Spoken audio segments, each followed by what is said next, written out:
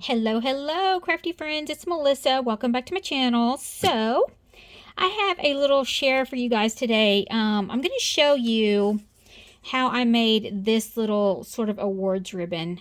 And I used it, I used I think they were the ginger doily dies. I used this particular die here. I'm going to show you how I created that. Super simple, but it's fun. The other thing I wanted to say is this is a great way if you love the look of rosette dies, but you have a hard time with all the folding. I know it's getting harder for me. This is a good way to get that sort of rosette look without having to do any folding. And I'm going to show you how I did this. So what I did was I simply cut two different ones. Okay, I cut two of them. One of them you're going to keep solid, and that's going to be the one on the bottom layer. So that would be the blue, because the blue one is solid. And then the pink one is the top one. And so what I've done, and this just happened to be a great happy accident, so to speak. This die has a little stitched circle in the middle, and so I used that as a guide. If your die does not have a stitched circle in the middle, simply punch out a circle, which I did here. I did another die, and anyway, there was a stitched circle, but I wanted it to go further in. So I just punched a circle, centered it, and you'll use that as your guide. So what I did was I literally just went into those little divots and cut up to that score line. Literally, just cut up to the score line on every one.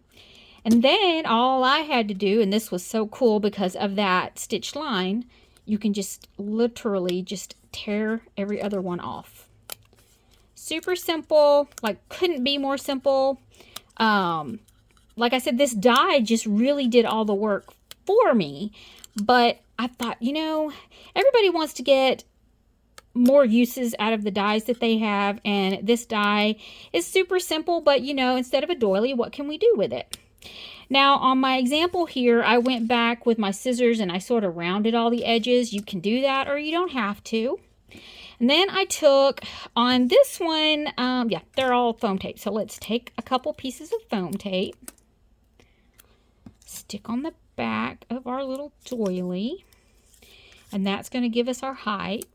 Okay, so you're gonna take the little backing off and then just line up with your, oops, before I get it stuck, line it up as best as you can.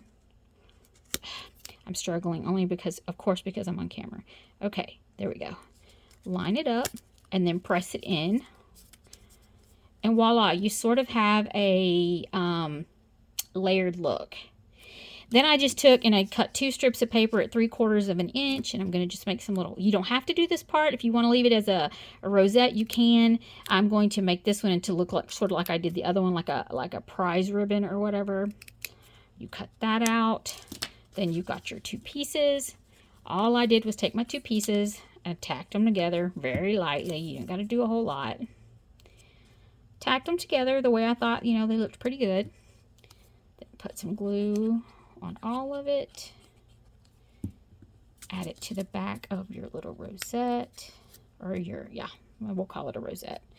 Add it to the back of your little rosette. I got mine a little off, as you can see. But anyway, how cute is that, right? And then on this one, I just punched another circle and put it in the middle to sort of cover up if there were any little rough edges. But you do you. I mean, you could do this with any of the doily dies that you have, would work. You're just going to have to play around with it and see how you can get it to, look the best for you. I did the bigger one, and I think it still turned out cute. I used a pattern paper in the background. This one I just did two solids, but this one I did a pattern in the background as well. I just think these would be really, really cute to make embellishments. And I think even, that's the small, no, that's not the smallest. There's one that's even smaller that would make the most, I mean, it would just be adorable on like a little gift bag or anything. I just thought this was a great idea. This was inspired by another die set that I had that, although it's cute, it didn't have all the cute little, the details in the die. And I thought, you know what? I think I can make this work with a doily die. So I pulled out some and I just tried it and I thought, yes, it looks so cute. I love it. So I wanted to share that with you guys just in case you have these dies and you want to get a little more play out of them, or just, you know, maybe you have some other doily dies or whatever. This one is amazing. I love these. I love all the doily dies.